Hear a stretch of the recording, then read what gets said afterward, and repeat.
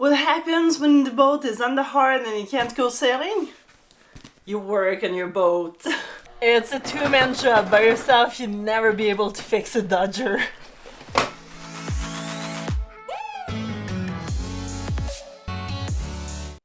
It was our first time in 4 years coming back to Quebec to spend the holidays with family. Needless to say, I was really excited. After visiting Corey's family, we found ourselves in La Beauce. My parents lived in the middle of the forest, so we fully enjoyed nature when it wasn't too cold.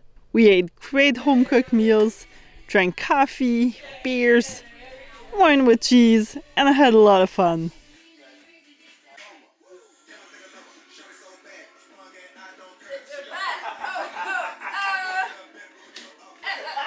We had our white and cold Christmas, minus 25 Celsius.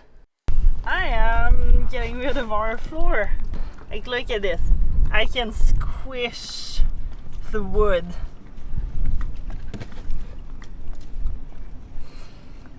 This is ridiculous. So we're here in Daniel's shop, or Alex's dad's shop, and we're doing lots of different little projects. One of them is replacing our old, well, newish. We just created these last summer. This is from the bottom of our dinghy because all of our semi-hard bottom slats that we had like this were all snapping, kind of like this. But we knew they weren't going to last very long. As you can see, there's lots of layers in there. That's not really what you want for marine grade plywood. You want it more of a, well, I mean, there'll still be layers, but there'll be no voids in marine grade plywood, and this was, you know, filled with voids, so then the water can get in there. Anyways, it lasted for what we needed, and actually we didn't get a ton of use out of it, but we decided while we were here and we had materials available to us, we made them out of some plexiglass.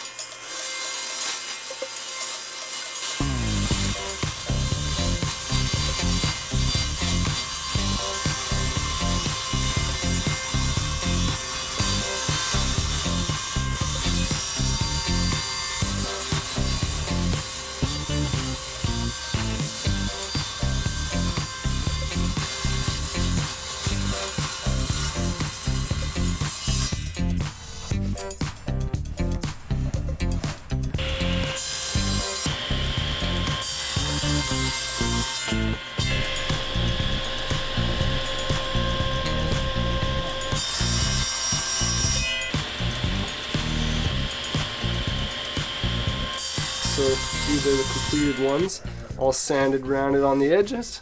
So I'm just gonna finish off sanding the last few.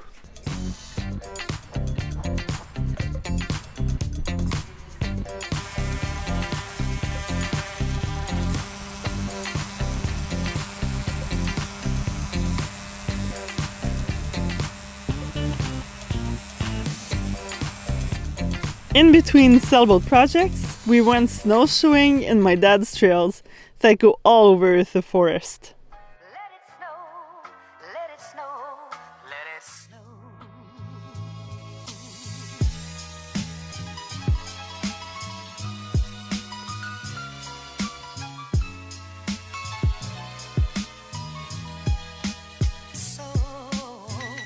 In between our snowshoe walks in the forest, we've been working on a couple of boat projects.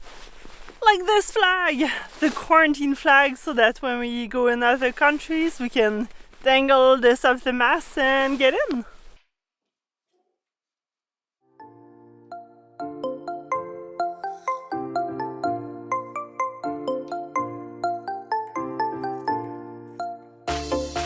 From what I've gathered, your quarantine flag, as well as the flags from the countries you're visiting, should be about ½ an inch for every foot of boat. So in our case, it means 16.5 inches. So I made them a little bigger. But it doesn't seem like it's enforced at all. It was a lot of fun working with my mom and sewing the flags. I haven't sewn with her since high school for my prom's dress. I don't know if you recognize this, but this is the Dodger of our sailboat. Dodger, by the way, it's kind of a mini tent that goes over top of where you go down below into your sailboat. Keeps you protected from the rain, wind, and everything. It's awesome, especially when it works and when there's no tear in it. So the last couple of days I've been working really hard with my mom because this is a two-man job, and we have been restitching the whole Dodger. Didn't realize how hard it was, but it's a lot of work, especially when you don't necessarily have an industrial sewing machine. And when the sewing machine moves and you've got to hold it, meanwhile trying to pull the other part and twisting that whole thing around. So I kind of know why people charge so much money for building those things. C'est pas une machine à coudre pas.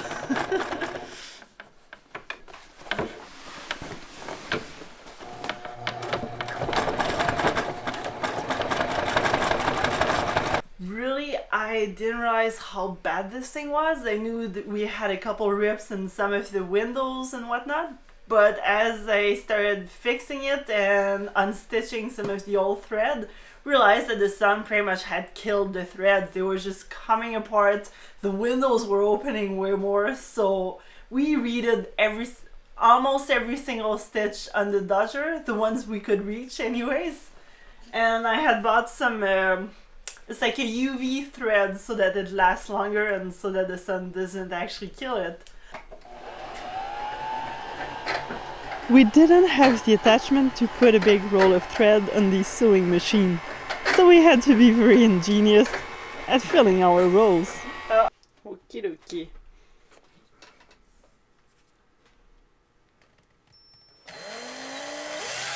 Whoa. And instead of wrapping them by hand, we opted for the drill. We had a good laugh, and it sped up the process drastically. Thanks, Dad, for the help. Okay, pause. Pause. So Corey and I decided to just fix the old Dodger that we had because the material was still in really good condition. There was more the thread that wasn't holding it together. And if we would have actually purchased all of the material to rebuild the new one, it would have been close to $500 just in material supplies. And I wasn't too sure if I'd be able to actually redo it as good as this one's, just because we didn't have the proper equipment.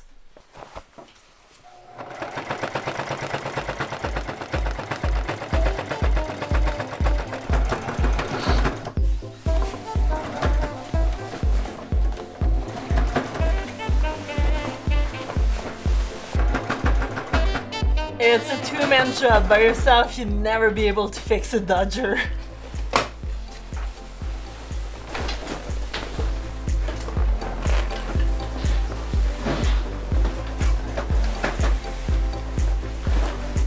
So some of the middle sections here, we couldn't really get into the sewing machine because we had to fold those windows, roll it up, and try to feed it through the little hole.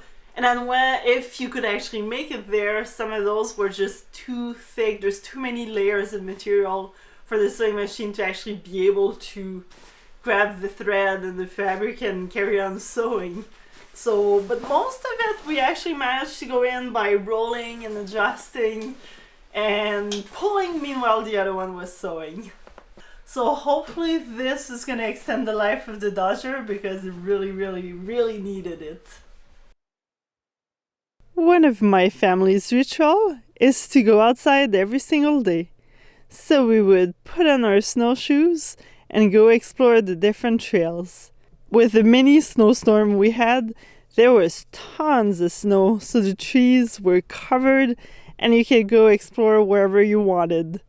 But you might get a good workout depending how big the snowstorm had been before. Some days were really cold, so we would only tackle the little trails before coming back inside and warming up with a hot cup of coffee. What happens when the boat is under hard and you can't go sailing? You work on your boat.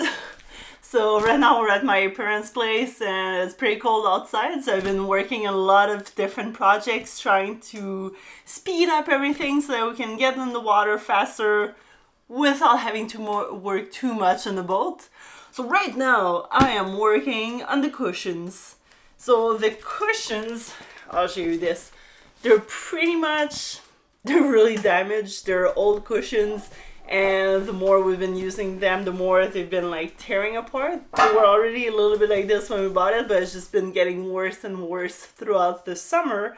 So I'm trying to extend their life for a little longer so that we don't have to buy new ones. And well, hopefully that's gonna work, but I've been putting some tape that you would put on Tyvix because that's pretty durable. So I'm retaping all the holes. Look at that, it looks beautiful.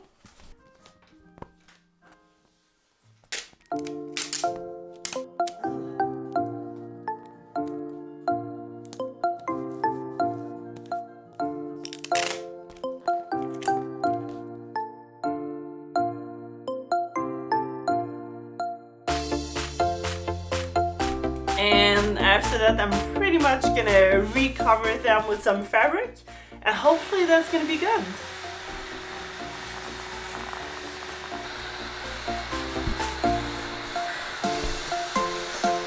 The nice thing about having a big house is that you can store many different types of fabrics.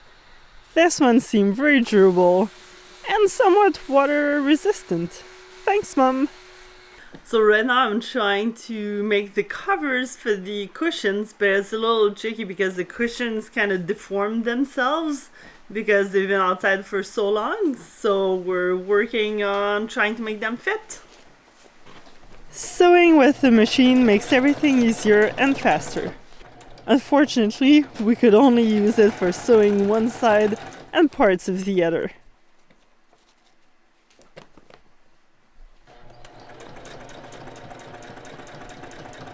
Our cushions have a very odd shape so that they can fit around the main sails track, which forced us to struggle at sliding the cushions into their covers. Then we had to answer the rest. But wow, do they ever look good! Way better than they used to. I can't wait to sit in the cockpit with them enjoying a sunset.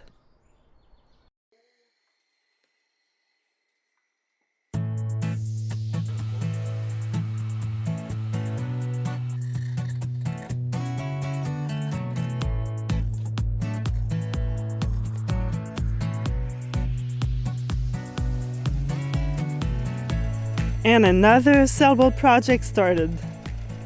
I don't know if I've ever shown you my bin of spices, but I have a lot of them. I just love trying out different flavors. But it was so convenient to use when cooking.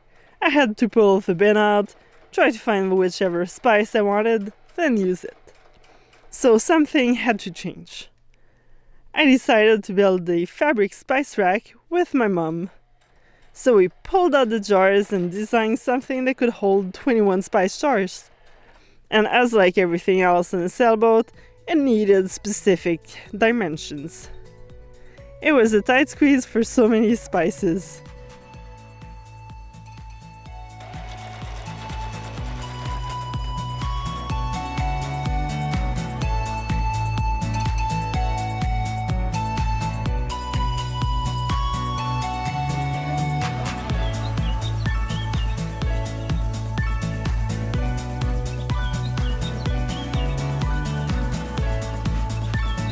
It was fun to figure out what would work and how to make it. My mom's talent and knowledge was very useful. The trickiest was to fold the fabric so that it could hold the jars well enough for them not to go flying while sailing.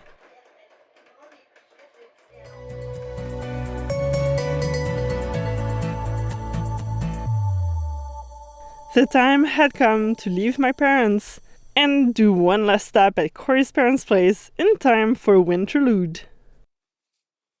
While visiting my family, we were just in time for Winterlude, so we enjoyed some of the activities. The Rideau Canal is pretty neat. They flood it in the winter.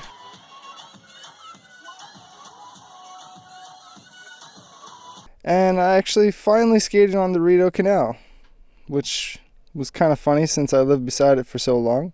It was a 16-kilometer round trip, and we went twice and even saw a dragon boat race.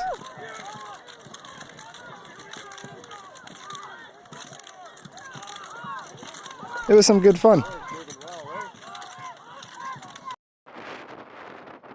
Next time on Wildly Intrepid.